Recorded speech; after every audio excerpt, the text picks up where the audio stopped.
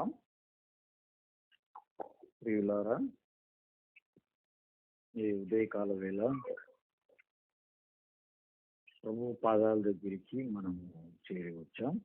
చక్కటి పాటను యవనస్తుడు ప్రశాంత్ మన యొక్క వినిపించగలిగాడు.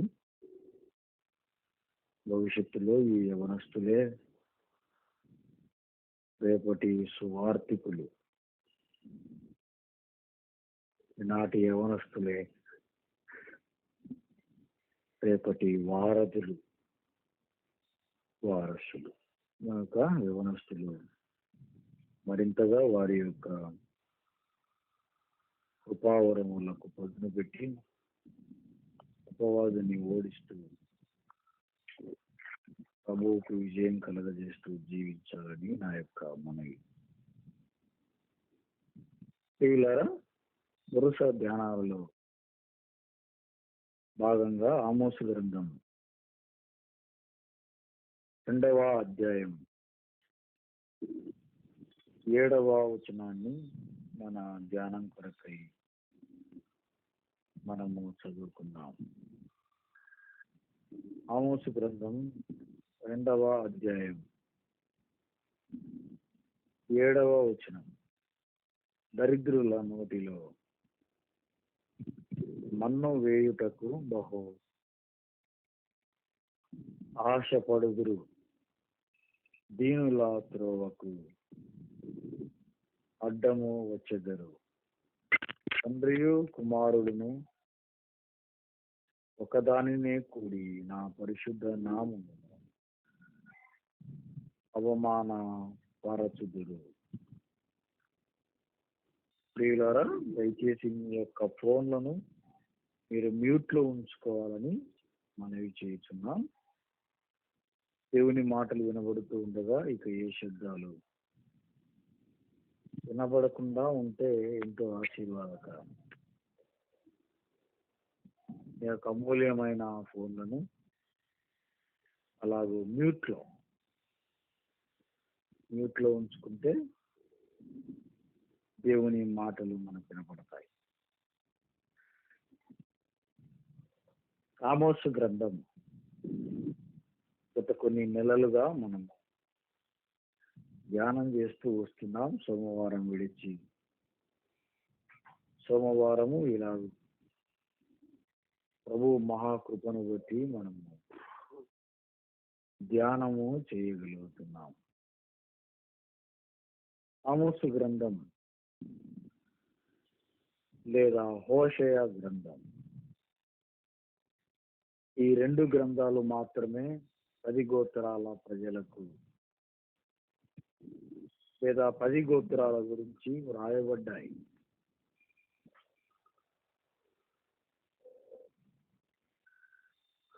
తక్కిన ప్రవక్తలందరూ యూదా బెన్యామీను గోత్రాలకు వ్రాశారు. యోనా మాత్రం అటు యూదా బెన్యామీను గోత్రాలకు కాదు, ఇటు ఇశ్రాయేలీయులకు కాదు, పరదేశులకు లేదా అన్యులకు, అష్షూరు సామ్రాజ్యానికి రాజధాని పట్టణమైన నినవే గురించి యోనా భక్తుడి యొక్క దుఃఖం. ఈ ఉదయకాల వేళ 10 గోత్రాలకు వ్రాయబడిన పుస్తకాలు 2. ఇందులో ఆమోసు చాలా తేటగా ఈ 10 గోత్రాల మీదకి రాబోయే తీర్పులను వివరిస్తున్నాడు. ఈ 10 గోత్రాల మీదకి రాబోయే దేవుని ఉగ్రతను 2వ అధ్యాయం 6వ వచనం చివరి వరకు ఎక్కువ శాతం ఇశ్రాయేలు ప్రజల గురించి వ్రాయబడింది. తీర్పులు వెలువరించిన 30 లేదా 40 సంవత్సరాల కంట ఇశ్రాయేలు 10 గోత్రాల పట్ల ఈ తీర్పులు నెరవేరాయి. భూమి గతించిన, ఆకాశము గతించిన, నా మాటలు గతించవు. అక్షర సత్యం. ఆమోసు 10 గోత్రాల ప్రజల మధ్యకు వెళ్ళి ప్రకటించాడు. అక్కడున్న వారు మా ఊర్లోకి వచ్చి మాకే చెప్తావా అన్నట్లుగా వారు ఆమోసును బెదిరించగా, ఆటంకపరచగా, తిరిగి తెకోవాకు వచ్చి గ్రంథస్థం చేసి యెరోబాము రాజుకు అందించగలిగాడు. అలాగూ వ్రాయబడిన గ్రంథమే ఆమోసు గ్రంథం. దేవుడు తన పని కొరకై ఒక పశువుల కాపరిని ఎన్నుకోవడం. బైబిల్ గ్రంథంలో ఇలాగూ కాపరులు ఎందరో. మోషే 40 సంవత్సరాలు కాపరిగా, దావీదు మహారాజు అరణ్యంలో తండ్రి గొర్రెలకు కాపరిగా, మన ప్రభువైన యేసుక్రీస్తు ఆత్మల కాపరిగా, నా కాపరిగా, వాటన్నిటికంటే మిక్కిలి శ్రేష్టమైనది గొర్రెల కాపరి లేదా పశువుల కాపరి ఆమోసు.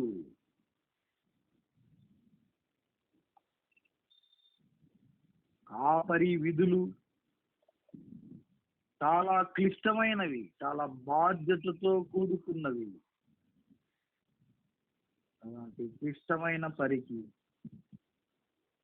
చేస్తున్న ఆమోసును దేవుడు తన పని కొరకై పిలిచాడు. మాటలో చెప్పాలంటే దేవుని పని కొరకై తెకోవా నుండి తెగించి వచ్చిన వాడు ఈ ఆమోసు.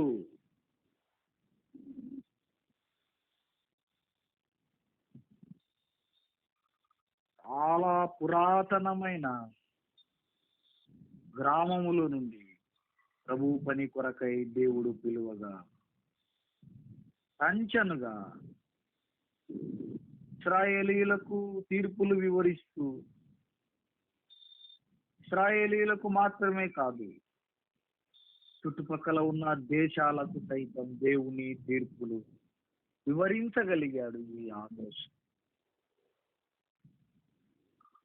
నేను ప్రవక్తనైనను కాను, ప్రవక్తల శిష్యులలో ఒకడనైనను కాను, మేడి పండ్లు ఏరుకునే వాడను అని తన నోటి మాటల ద్వారా తన వృత్తి ఏమిటో మనము తెలుసుకోగలిగాం. ఈ చుట్టూ ఉన్న 7 దేశాలలో మొదటి 3 దేశాలు శత్రువులు, తర్వాత 3 దేశాలు దూరపు బంధువులు, తర్వాత ఉన్న దేశం యూదా దగ్గరి బంధువు. ఇశ్రాయేలు దేవుని యొక్క సొంత ప్రజలు. ప్రియులారా, మనము ధ్యానం చేయగలిగాం అన్య రాజ్యాల గురించి. ఒక్కొక్క పాపము దేవుడు వ్రాయించాడు. అదే దేవుడు సొంత ప్రజలను గురించి మాట్లాడే సమయానికి వచ్చినప్పుడు యూదా ప్రజలలో 3 పాపాలు, ఇశ్రాయేలు ప్రజలలో 7 పాపాలు. లోకస్తుల కంటే అన్యాయంగా తయారైపోయారు ఈ సంఘస్థులు. లోక చట్టాల కంటే విపరీతమైన చట్టాలు ఇశ్రాయేలు ప్రజలలో మగ్గుతున్నాయి. రాజకీయంగా ప్రాబల్యం కలిగిన వారు, రాజకీయంగా స్థిరపడిపోయిన వారు, ధనవంతులైన వారు, అయ్యో అని ఆ దేశం గురించి దేవుడు ఆమోసుతో వివరించగా, ఆమోసు వారికి ఈ సంగతులను, తీర్పులను ప్రకటించాడు. 2వ అధ్యాయము 6-7 వచనాలలో 7 పాపాలు మనం రాసుకోగలిగాం. 7 పాపాలు విడివిడిగా మనము ధ్యానం చేస్తున్నాం. ఈ ఉదయకాల వేళ దేవుని కృపను బట్టి రెండు పాపాలు దిగ్విజయంగా మనం ముగించగలిగాం. పాదరక్షల కొరకై దరిద్రులను అమ్మివేయుదురు. దేవుని పోలికను చెప్పుల పోలికతో సమానం చేసేశారు.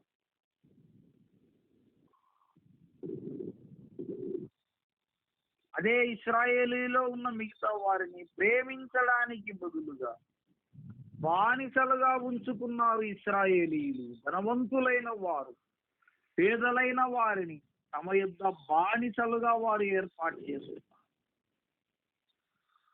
చెప్పులు కొనుక్కోవాల్సి వస్తే ఇలాంటి బానిసలను అమ్మివేస్తున్నారు. ఎంతో దౌర్భాగ్యంలో ఇశ్రాయేలు జాతి మగ్గుతూ ఉన్నది. ఇదిగో ఇశ్రాయేలు తీర్పు రాబోతున్నాయి. నేను కాల్చివేయబోతున్నాను, నేను పడగొట్టించబోతున్నాను, నేను మిమ్మల్ని చెరకు అప్పగించబోతున్నాను అనే హెచ్చరికలతో ఆమోసు ఈ గ్రంథాన్ని వ్రాశాడు. 2వ అధ్యాయము 7వ వచనంలో దరిద్రుల నోటిలో మన్ను వేయుదురు. అదే ఇశ్రాయేలు జాతిలో ఐశ్వర్యవంతులు ఉన్నారు. అదే ఇశ్రాయేలు జాతిలో పేదవారు కూడా ఉన్నారు, దరిద్రులు కూడా ఉన్నారు. ఈనాటి మన స్థానిక సంఘాలలో కూడా కోటీశ్వరులు ఉంటారు, అలాగే పేదవారు కూడా ఉంటారు. అలా ఉండడమే సంఘం. ఇద్దరిని నడిపించే బాధ్యత అన్నాడు కాపరిది.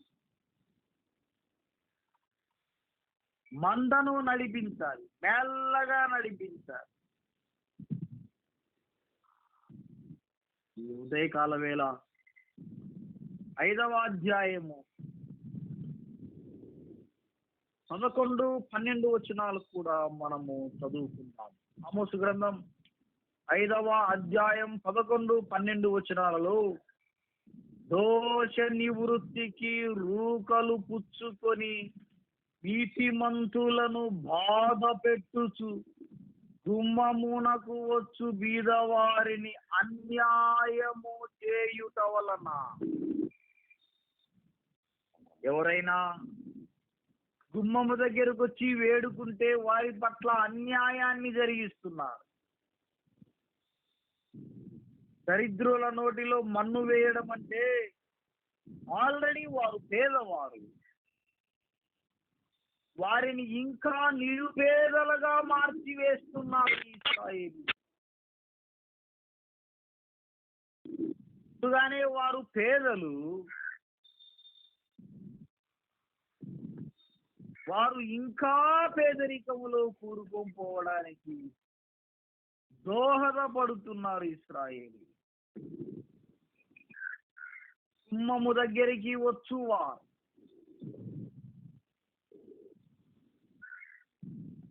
వారి పట్ల న్యాయము జరిగించకుండా వారిని నీతిమంతులను బాధ పెట్టడం, నీతిమంతులకు అన్యాయమైన తీర్పులు తీర్చడం. గుమ్మము దగ్గరకు వచ్చి ఎవరైనా మాకు నీతి తీర్చానని చెప్పితే వారు పేదలు కనుక వారిని ఇంకా పేదరికములోనికి తోసివేయడానికి, అనగా వారి దగ్గర ఇంకా ఏం మిగిలిందా అని వారి పట్ల అన్యాయంగా ప్రవర్తిస్తూ వారి ఆస్తిపాస్తులను, వారి కష్టార్జితములను దోచుకుంటున్నారు. మిగిలినవా తనతో సమానంగా చూసుకుంటున్న వారు కాదు. అదే ఇశ్రాయేలు ప్రజలను సమానంగా ఎంచిన వారు కాదు. 4వ అధ్యాయము 1వ వచనంలో కూడా షోమ్రోను పర్వతముననున్న బాషాను ఆవులారా, దరిద్రులను బాధ పెట్టుచు బీదలను నలుగగొట్టు వారలారా. వారు ముందుగానే బీదులు, వారి దగ్గర ఉన్నది చాలా స్వల్పం, అది కూడా ఊడ్చివేయడం, దానిని కూడా ఆశించడం, వారిని ఇంకా నిరుపేదరికములోనికి త్రోసివేయడం దేవుని దృష్టికి పాపం. అశాను ఆవులారా అంటే షోమ్రోనులో ఉన్న ధనవంతులను ఆంబోతులతో పోల్చాడు.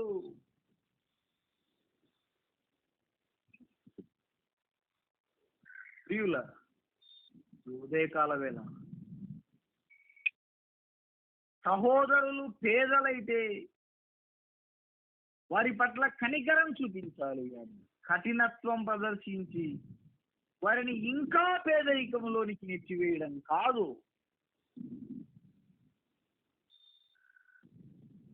ఇక వారి దగ్గర ఇంకా ఏమున్నాయా అని ఊడ్చుకోవడం కాదు. వాస్తవంగా కొత్త నిబంధన గ్రంథములో యోహాను రాసిన మొదటి పత్రిక 3వ అధ్యాయము, యోహాను రాసిన మొదటి పత్రిక 3వ అధ్యాయంలో మనం ఎరుగుదుము 16 నుండి దాదాపుగా 25 వరకు 24 చివరి వరకు ఆయన మన నిమిత్తము తన ప్రాణము పెట్టెను గనుక దీని వలన ప్రేమ ఎట్టిదని తెలుసుకుంటున్నాము. మనము కూడా సహోదరుల నిమిత్తం మన ప్రాణములను పెట్టబద్దులమై ఉన్నాం. సహోదరులయ్య ప్రాణమైన పెట్టడానికి ఆలోచన కలిగి ఉండాలి కానీ ప్రాణము తీయుటకును విసిగించుటకును బాధ పెట్టుటకును పూనుకుంటున్నారు ఈ ఇశ్రాయేలీయులు. ఈ 10 గోత్రాల వారు సహోదరుల పట్ల ఏ మాత్రం కనికరము లేకుండా ప్రవర్తిస్తున్నారు. లేవియా కాండం 19వ అధ్యాయము 15వ వచనంలో, లేవియా కాండం 19వ అధ్యాయము 15వ వచనం, 19వ అధ్యాయము 15వ వచనంలో ఒక మాట మనము చదువుకున్నాం. అన్యాయపు తీర్పు తీర్చకూడదు, పేదవాడని పక్షపాతము చేయకూడదు, గొప్పవాడని అభిమానము చూపకూడదు, న్యాయమును బట్టి నీ పొరుగువానికి తీర్పు తీర్చుము. పక్షపాతం ఉండకూడదు. సంఘంలో ధనవంతులైన వారు కనబడితే వారిని అభిమానిస్తున్నారు, పేదవారు కనబడితే వారిని తృణీకరిస్తున్నారు. ఏదైనా న్యాయ విమర్శ చేయవలసి వచ్చినప్పుడు ధనవంతుల పక్షానే మాట్లాడుతున్నారు కానీ దరిద్రుల పక్షమున, పేదవారి పక్షమున, వారి విశ్వాసంలో భాగ్యవంతులైనను వారి పక్షాన మాట్లాడడం లేదు. పెద్దలైనా సరే, పరిచారకులైనా సరే. ధర్మశాస్త్రంలో వ్రాయబడిన ప్రకారం ధనవంతులను మనం అభిమానించడానికి వీల్లేదు. సంఘములో అందరూ ఒక్కటే. ఇశ్రాయేలు సమాజములో పేదవారి పట్ల అన్యాయమైన ప్రవర్తన వారు కలిగి ఉన్నారు. పక్షపాతముతో కలిగిన ధోరణిని వారు ప్రదర్శిస్తున్నారు. వారికి రావలసిన ధనము రాకుండా వాటిని మృంగివేస్తున్నారు ఈ ధనవంతులు. దీనులను ఆదరించవలసింది పోయి, దరిద్రులను ఆదరించవలసింది పోయి వారిని ఇంకా మరింత దరిద్రములోని, మరింత పేదరికములోనికి నెట్టివేయుచున్నారు ఇశ్రాయేలీయులు. My dear brothers and sisters, స్థానిక సంఘములో ఎక్కువగా ధనవంతుల పక్కన కూర్చోవడానికి ఇష్టపడుతుంటారు కొంతమంది. నా మనము పేదల పక్షమున ఉన్నాం, మనము దరిద్రుల పక్షమున నిలవబడ్డాం.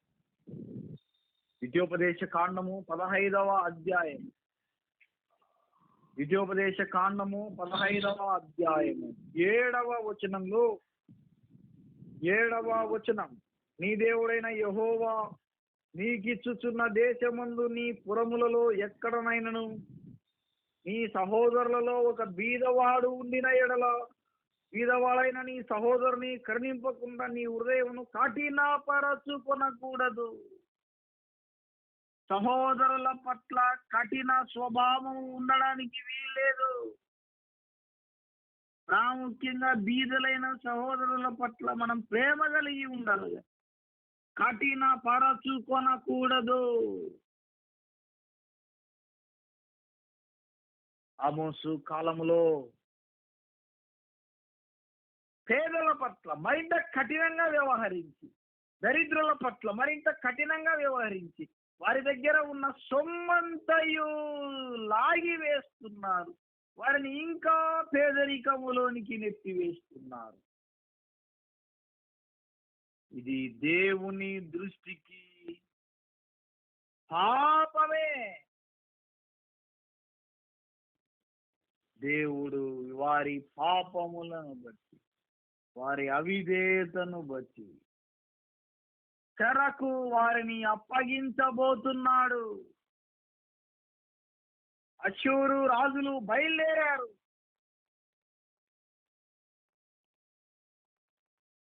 ప్రియమైన యవనస్తులారా వినండి, పేదల పట్ల కఠిన మనస్సు ఉంచుకోవడానికి వీల్లేదు. కొన్ని సంఘాలలో ఎంతో కోపమును ప్రదర్శిస్తారు పేదవారి పట్ల. వాడు ఆ సమయంలో గజ గజ గజ గజ గజ వణికిపోతుంటారు. మనం అలాగ చేయడానికి వీల్లేదు. మనం ఇంకా ఎక్కువగా ఆయన ప్రేమను తెలియజేయాలి. వారిని ప్రేమిస్తూ, దేవుని సృష్టి అయిన ఈ మానవులను ప్రేమిస్తూ, ప్రేమ యొక్క ఔన్నత్యాన్ని, అందరూ నన్ను విడిచిన నేను నిన్ను విడవనంటినే పాట పాడుతూ, మీరు మాట్లాడుతున్న రొట్టెల పండగలో, పులిని రొట్టెల పండగలో పేదలకే ఎక్కువ ప్రాముఖ్యత ఇవ్వాలి. ప్రియులారా, వ్యత్యాసాలు, భేదాభిప్రాయాలు ఉన్న ఇశ్రాయేలు దేవుడు ఆమోసు ద్వారా రాజకీయంగా ఎంతో డెవలప్ అయిన నగరాలు, బేతేలు, అయితే ధర్మశాస్త్రం పట్ల ఎంతో హీనంగా ప్రవర్తిస్తున్న నగరాలు, సహోదరుల పట్ల ఎంతో కఠినత్వంగా ప్రవర్తిస్తున్న నగరాలు. కీర్తనల గ్రంథం 41వ కీర్తన 1వ వచనంలో ఒక మాట మనం చదువుకుందాం. 41వ కీర్తన 1వ వచనం. కీర్తనల గ్రంథం 41వ కీర్తన 1వ వచనం. బీదలను కటాక్షించువాడు ధన్యుడు, ఆపత్కాలమందు యెహోవా వానిని తప్పించును. ధన్యులారా, బీదలే ధన్యులు, పేదలే ధన్యులు, దరిద్రులే ధన్యులు, ధనవంతులు ధన్యులు అని బైబిల్ గ్రంథంలో ఎప్పుడే గాని ఎక్కడే గాని రాయబడిందే లేదు. క్రీస్తును అంగీకరించుట ద్వారా ధన్యులమైతే, క్రీస్తు పాపుల యొద్ద, సుంకరుల యొద్ద కూర్చొని భోంచేసెను. మనం కూడా పేదల పక్కన, దరిద్రుల పక్కన మనం కూడా కూర్చొని భోంచేసే వారికి అంతే సంతోషం. అంతేగాని వారి పట్ల కఠిన హృదయాన్ని ప్రదర్శించడానికి మీ సమాజంలో ఎవడైనా పేద సహోదరుడు కనబడిన ఎడల వారి పట్ల మనం కఠిన స్వభావాన్ని కనబరచకూడదు అనే మోసే ఆజ్ఞలు ఇశ్రాయేలీయులకు ఆనాడు. ఈనాడు క్రీస్తు రక్తంలో కలగబడిన పేద సహోదరుడు నీ కంటికి నా కంటికి కనబడితే కూడా అలాంటి ధర్మమునే మనము పాటించాలి. క్రీస్తు మనలను ప్రేమించి పరిమళ వాసనగా ఉండడానికి మనం పాపాల కంపుతో ఉన్నవా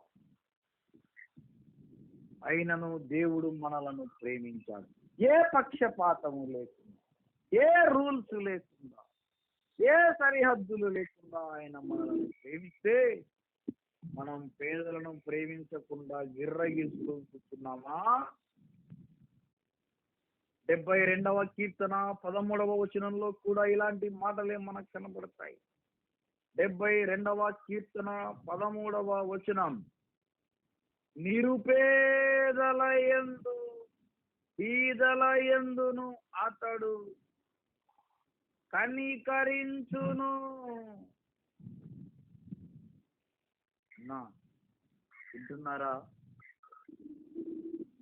72వ కీర్తన 13వ వచనం, నిరుపేదలు, ఇక వారి దగ్గర ఏమీ లేదు.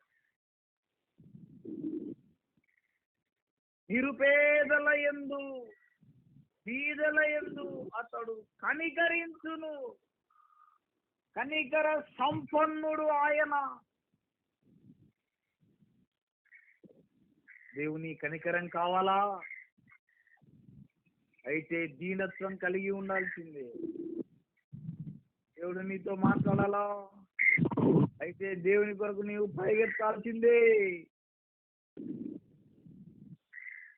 ఈ ఉదయకాల వేళ బీదల పట్ల వారు ప్రవర్తిస్తున్న తీరు 113వ కీర్తన 8వ వచనంలో కూడా, 113వ కీర్తన 8వ వచనం, 8వ వచనం, ఆయన నేల నుండి దరిద్రులను పైకి లేవనెత్తును. బీదలను పైకెత్తేవాడు ఆయన. జాగ్రత్త సుమా. వారి పట్ల నిర్లక్ష్య స్వభావం ఉండకూడదు. సంఘంలో వారేందిలే, సొంత ఇల్లు లేదు, వారేందిలే, ఉద్యోగాలు లేవు, వారేంది, వారి దగ్గర ధనవంతులు కాదు, అసలు కానుక కూడా వేరు వాళ్ళు. వారి పట్ల కఠినంగా ప్రవర్తించడానికి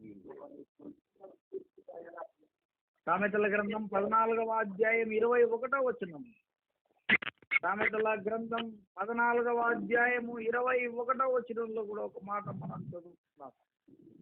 14వ అధ్యాయము 21వ వచనం, తన పొరుగువాని తిరస్కరించువాడు పాపము చేయువాడు, బీదలను కటాక్షించువాడు ధన్యుడు. సహోదరి, చీరలు ఎక్కువగా ఉన్నాయా? సహోదరుడా, బీరువా నిండా ప్యాంట్లు షర్ట్లు దండిగా ఉన్నాయా? సంఘంలో పేదవారిని ఎప్పుడైనా చూసావా? సంఘంలో పేదవారు ఎవరైనా ఉన్నారని ఎప్పుడైనా విచారణ చేసావా?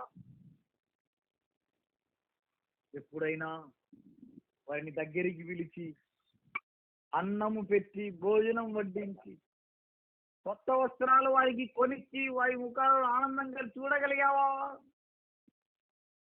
బీదలను కటాక్షించువాడు ధన్యుడు.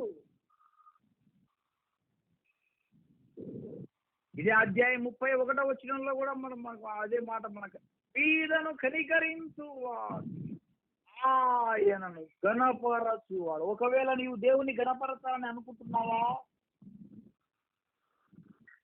నీవు దేవుణ్ణి సంతోష పెట్టాలని అనుకుంటున్నావా?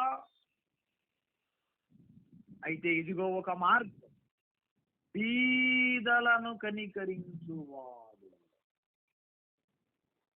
ఆయనను గణపరచువాడు. పేదల దగ్గర కూర్చుంటే దేవునికి సంతోషం, బీదల దగ్గర కూర్చుంటే దేవునికి సంతోషం. నిరుపేదల దగ్గరికి వెళ్ళి వారితో కలిసి భోంచేస్తే వారికి దేవునికి సంతోషం. వారి అవసరాలు ఏమున్నాయో కనుక్కొని ఆదరించడం దేవునికి సంతోషం.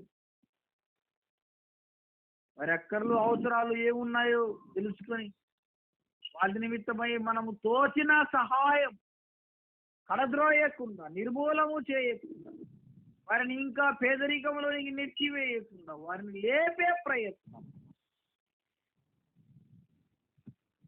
మన రక్షకుడైన యేసుక్రీస్తు మనలను కూడా తిరిగి లేపాడు.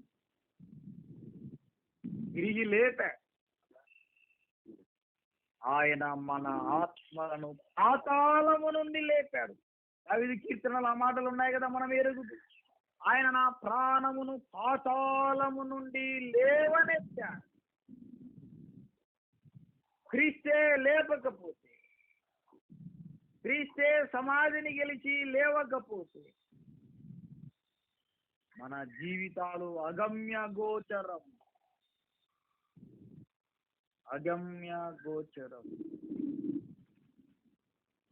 కొత్త నిబంధన వెలుగులో మత్తయి సువార్త 19వ అధ్యాయం 21వ వచనం ముగించుకున్నాం. మత్తయి సువార్త 19వ అధ్యాయము 21వ వచనం. అందుకు యేసు, నీవు పరిపూర్ణుడవగుటకు పోయిన ఎడల పోయి నీ ఆస్తిని అమ్మి బీదలకిమ్ము. యవనస్తుడు నేను నిత్య జీవమునకు వారసు, లేదా నిత్య జీవం పొందాలంటే ఏం చేయాలని యేసుక్రీస్తు అడుగగా ఏమేమో చెప్పాడు.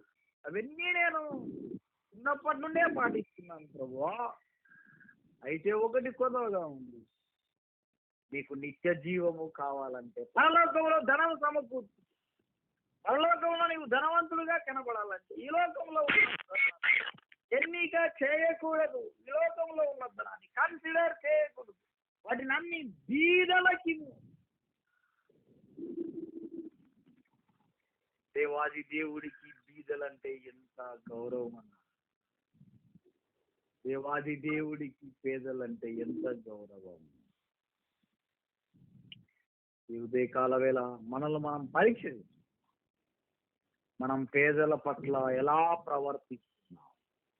అన్నాడు ఇశ్రాయేలీయులు ఆమోసు కాలంలో వారి నోటిలో మన్ను వేయడానికి ఆశపడుతున్నారు, అనగా వారిని మరింత పేదరికంలోనికి త్రోసివేయాలని ఆశపడుతున్నారు. మనమందరము ఎరుగుదుము పొట్టి జక్కయ్య గురించి. ఇదిగో నేను ఎవని యుద్ధనైనా అన్యాయంగా తీసుకున్నట్లయితే మూడింతలుగా జక్కయ్య హృదయంలో యేసుక్రీస్తు కార్యము జరిగింది. తను సంపాదించిందంత వెదజల్ల పేదల పట్ల మంచి అభిప్రాయానికి వచ్చాడు. బీదలకు సువార్త ప్రకటించుటకు ఆయన వచ్చాడు అనే మాటలు కూడా మనం ఎరుగుతున్నాయి. సహోదరి సహోదరులు, సంఘంలో పేదలు ఉన్నారు, విచారణ చేయండి.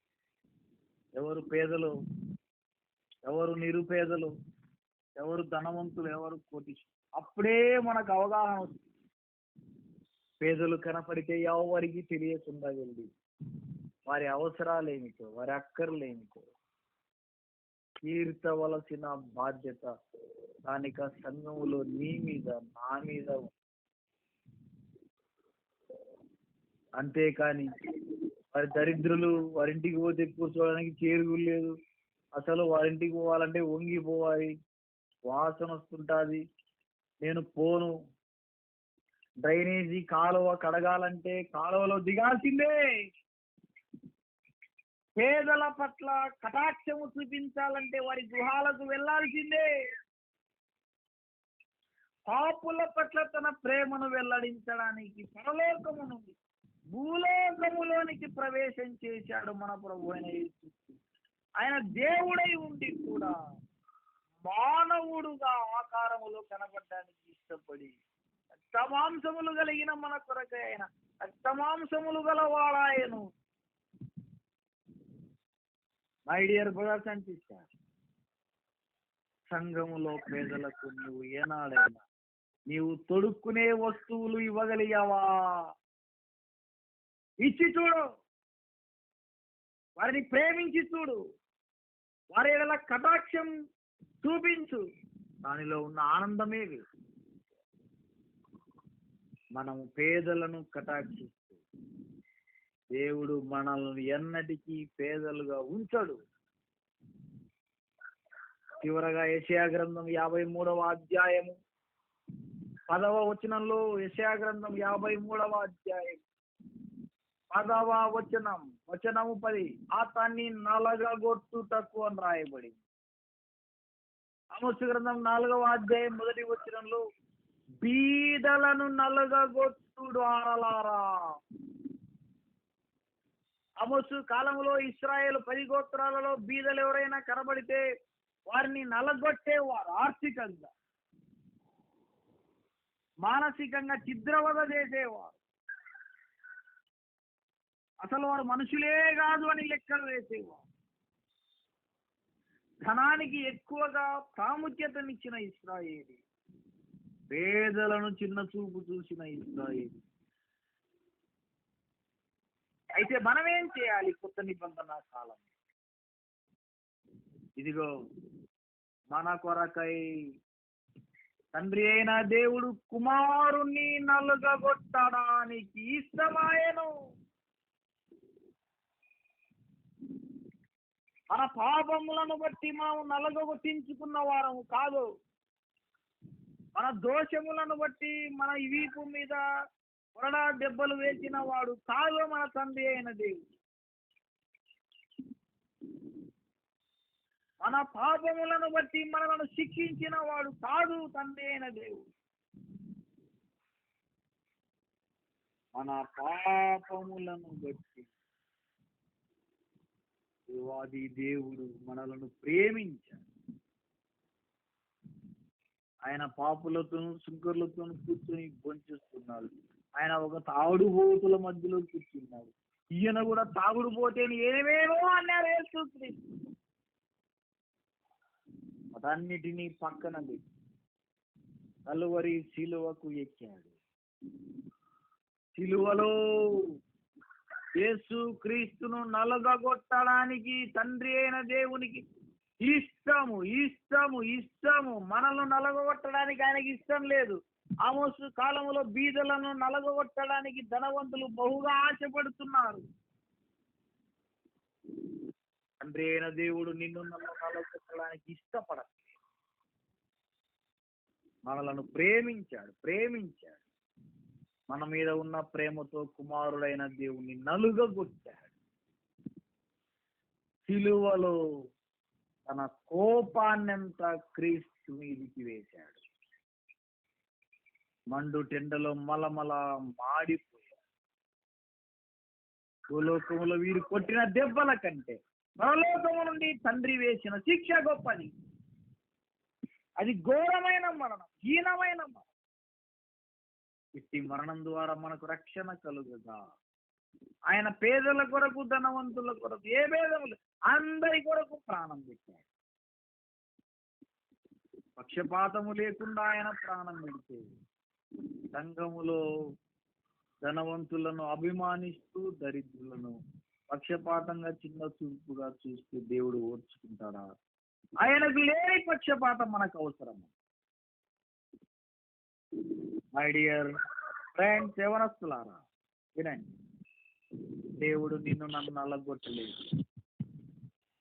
క్రీస్తు నల్లగొట్టాడు నీ కొరకై, నా కొరకై. ఆయన కూడా నల్లగొట్టించుకున్నాడు, అవమానపడ్డాడు. ఈ ఉదయకాల వేళ ఇంకా క్రీస్తుని అంగీకరించలేదు. నీ హృదయం ఆయనకిమ్ము. ఆయన నీ హృదయాన్ని చల్లగా కడిగి వేస్తాడు. అట్టి ఆలోచనలు కలిగి పేదవారి పట్ల సహృదయ భావము కలిగి వారిని మరింత నిరుపేదలుగా చేయకుండా వారిని మనతో సమానంగా ఎంచుకుంది దేవుని ప్రేమను చూపిస్తూ మనం కొనసాగాలని ప్రభు వాక్యంలో నుండి మనతో మాట్లాడుతున్నాడు. దేవుడి మాటలు మన కొరకై ఆశీర్వదించి అనుగ్రహించి ఇచ్చును గాక.